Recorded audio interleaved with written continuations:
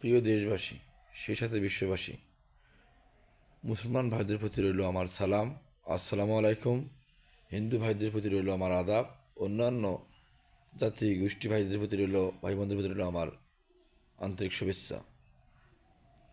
শুরুতেই সকলের কাছে আমার একটি জিনিস চাওয়ার আছে, সেটি হচ্ছে দোয়া এবং প্রার্থনা।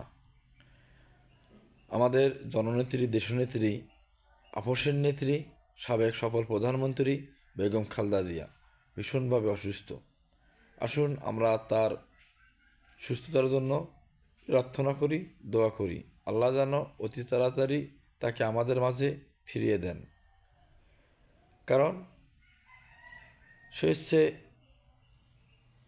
মানবতার একজন দৃষ্টান্ত ফিরিওয়ালা একজন মা। যেখানে মা নেই সেই বোঝে মার কত বড় জ্বালা। এই ধরনের একজন নেত্রী আমাদের বাংলাদেশের জন্য ভীষণভাবে দরকার। আর এই যে দরকার বিধায় আমরা আসুন দলমত নির্বিশেষে আমরা সকলেই খালেদা জিয়ার জন্য দোয়া করি। আল্লাহ যেন অতি তাড়াতাড়ি বেগম খালেদা জিয়াকে আমাদের মাঝে সুস্থ করে ফিরিয়ে দেন। আমি এই উদাত্ত আহ্বান সকলের প্রতি করছি, অনুরোধ করছি। সকলেই তার জন্য দোয়া করবেন, পুরো বিশ্ববাসী দোয়া করবেন।